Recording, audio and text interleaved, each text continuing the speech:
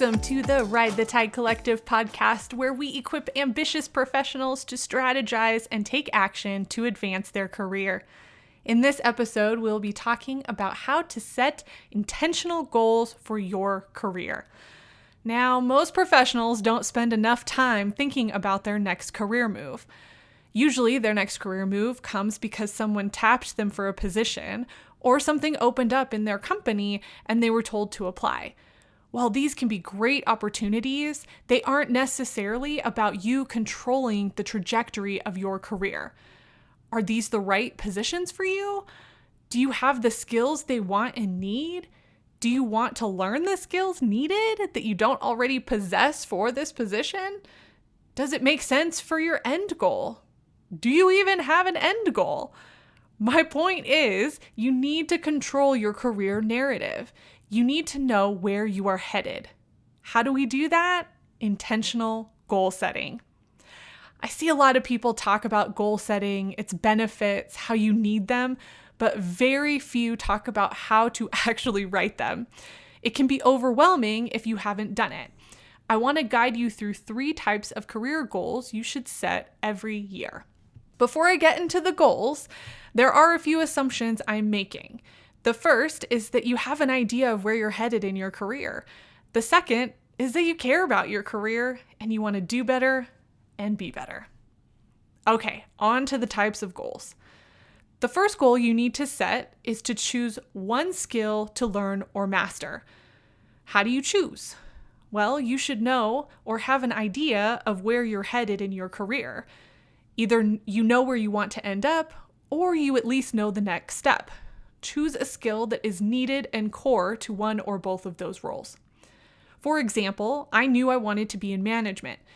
So when I wasn't in management, I did trainings on managing others, budgeting, and strategic visioning, so I would not only have something to add to my resume, but I could talk about those trainings and skills I gained in an interview. The second type of goal you should set is to meet at least 4 new professionals who can help you get to the next level. These are not people who are at the same level as you currently, unless they're in a company you would like to get into. Ideally, these are people who have the role you want or who can help you get the role you want. There are 12 months in the year, so you have 3 months to find and meet one person. 3 months, you can do it. Now, if you want more direction on how to manage the meeting, check out the first podcast on the 5 strategies for career success. But I will share with you that you should not be asking for a job. You should be asking for insight and advice. You should be learning from these people and cultivating a relationship with them. The third goal you should set is to apply to at least 1 or 2 positions over the course of the year. This could be a position within your current company or a position with a new company.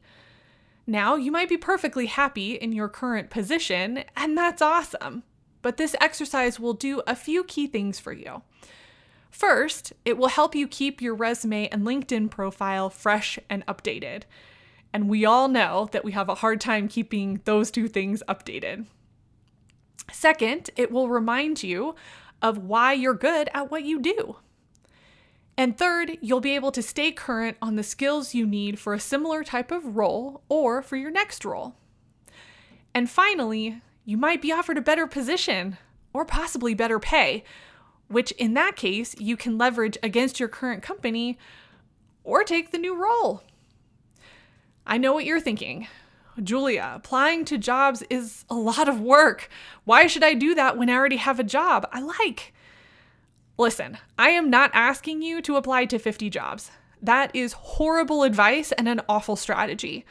I'm asking you to apply to 1 or 2 positions that are strategic and intentional. So there you go. 3 intentional, actionable career goals that are completely doable in 1 year. 1 year, 12 months, 365 days. You can do it.